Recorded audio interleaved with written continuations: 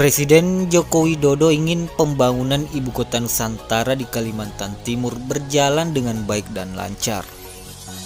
Untuk itu, Kementerian PUPR menyiapkan sejumlah strategi. Hal ini sesuai dengan yang tertera dalam Undang-Undang Nomor 3 Tahun 2022 tentang Ibu Kota Nusantara.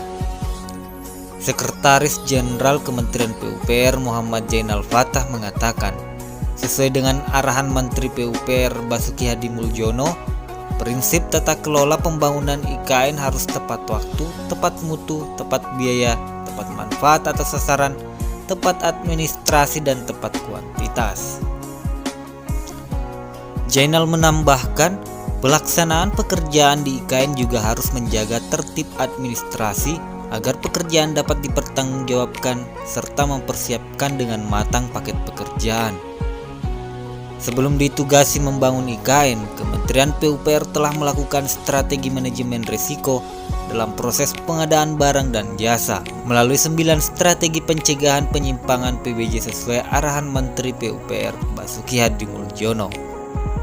Pertama, melalui reorganisasi struktur organisasi unit layanan pengadaan dan kelompok kerja pengadaan barang jasa. Kemudian penguatan sumber daya manusia, perbaikan mekanisme penyusunan harga perkiraan sendiri, pembinaan penyedia jasa, kontraktor dan konsultan, serta pemeriksaan hasil pekerjaan oleh Kementerian PUPR dan BPKP. Sebagai implementasi manajemen resiko, Kementerian PUPR juga membentuk unit kepatuhan intern di unit organisasi dan balai, serta membentuk inspektorat bidang investigasi dan penguatan kompetensi dan independensi auditor inspektorat jenderal. Tidak hanya itu, Kementerian PUPR juga membentuk continuous monitoring atas perangkat pencegahan penyimpangan, pengadaan barang dan jasa dengan IT basic. Sebagai tambahan informasi, Kementerian PUPR telah melaksanakan pembangunan infrastruktur IKN pada tahap awal antara 2022 hingga 2024 yang terdiri dari lebih dari 63 paket konstruksi. Semua paket tersebut dibiayai oleh APBN.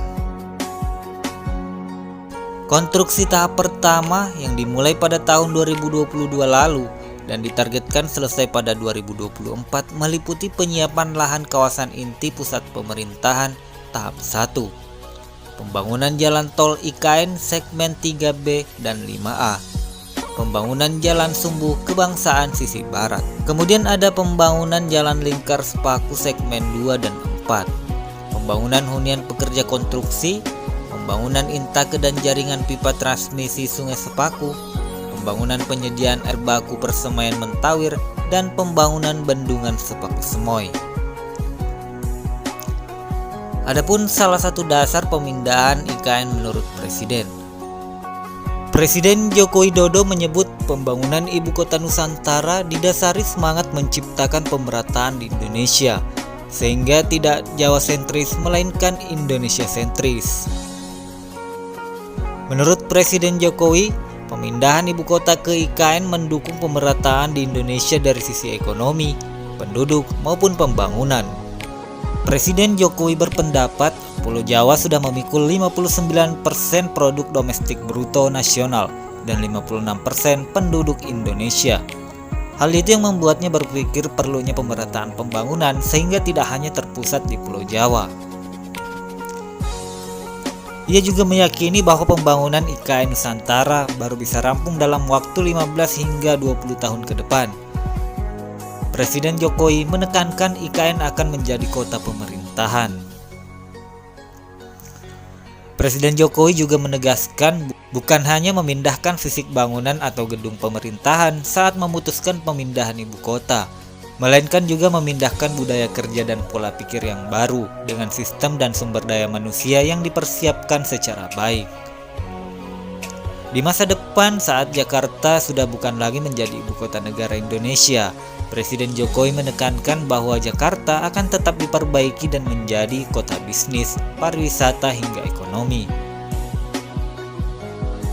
Gagasan pemindahan ibu kota Indonesia sebenarnya sudah pernah diwacanakan oleh presiden sebelumnya, yakni Presiden Soekarno sekitar tahun 1960-an. Jadi hal ini bukanlah ide ia semata. Presiden Joko Widodo mengatakan rencana pemindahan ibu kota negara Indonesia dari Jakarta ke Kalimantan Timur telah dimulai sejak pemerintahan Presiden Soekarno. Menurutnya, tujuan utama pemindahan ibu kota tersebut adalah pemerataan.